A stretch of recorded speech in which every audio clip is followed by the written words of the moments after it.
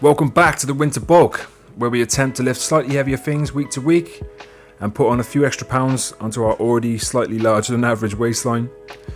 Before we get started today, guys, it would mean a lot to me if you would check out my Instagram page. I put a fair amount of stuff up there, so if you would check it out and give me some feedback, it would be greatly appreciated. And you know what, if you want to hit the like button on this video and maybe even hit that subscribe button, that would mean a lot to me too. So as I've been saying in previous videos, I'm still struggling with this tendonitis in my left arm, so I decided to do something a little bit different on this day. At the time of recording this, I'm actually a little bit behind, so this is like 8 days after I did this workout. At the time I thought I'd just drop the weight back, up the reps and see how that goes. If that didn't work, then I was going to turn the week into a bit of a deload week, which is what I've done. Not that this session didn't work, it did work. I didn't feel the usual pain that I feel, especially on press day.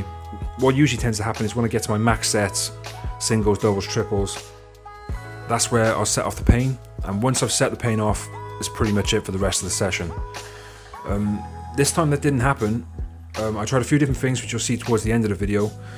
I did a lot of arm work towards the end, really tried to pump the blood, see if that would help in any way. But a few days after, I'm still feeling the pain, so I decided I'd take a bit of a rest week, focus a little bit more on my lower body. But for this session, I started with overhead press and did 10 rep sets.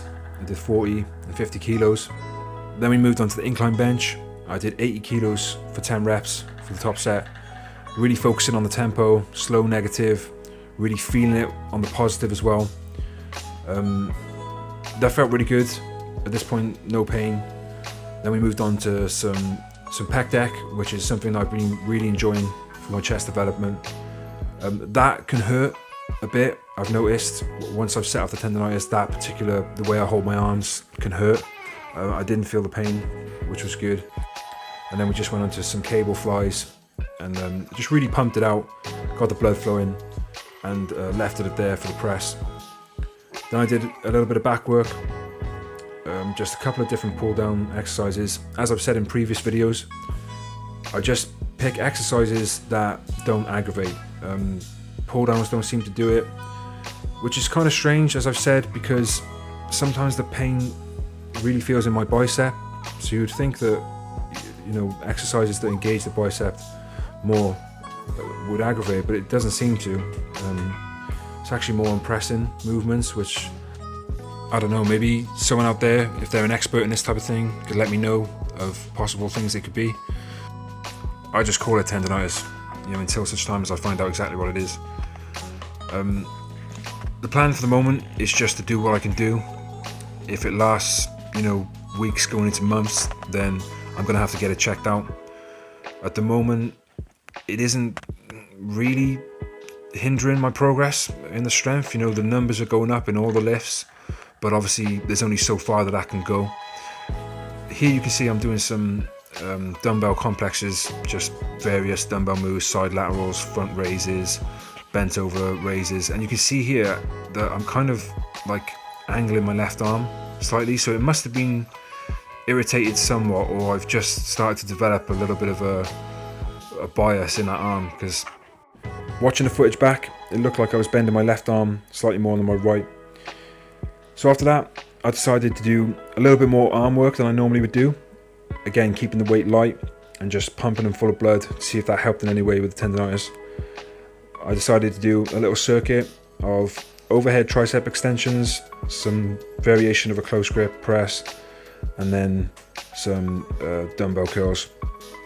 I did 3 circuits of that in succession, no break, just again really focusing on just getting as big as a pump as I can to see if that would help, and just to do something a bit different. Every now and then I think it's good to just do something different for a number of different reasons, really. Firstly, for the potential shock factor to the muscles. People talk about that all the time, shocking the muscles into growing. Well, your body always adapts to some degree to everything we do. That's why you do have different training cycles, to break the adaptation. But also for the mental break, sometimes you're doing the same thing week in, week out, even though that's what you need to do, you know, you should be focusing on doing it as well as you can, and just add in more reps or more weight. You know, every now and then it's good to switch things up and give your mind a little break and just have some fun. You know, this was fun, this part of the workout. You know, I wasn't thinking about the numbers. I've not done this before, so I wasn't thinking about how well I did last week and I got to beat it. I was just thinking, you know what, I'm going to do something different, see if it helps with my arm, enjoy myself, you know, and it felt really good. As I said at the beginning of the video though, it did continue to hurt throughout the week, so I've decided to turn it into a bit of a deload week, because it's been a bit persistent now. You know, this has been weeks on end I've had this, and I really don't want it to turn into anything more serious, so just going to cut it back a little bit, focus on my lower body, and then see where it goes from there.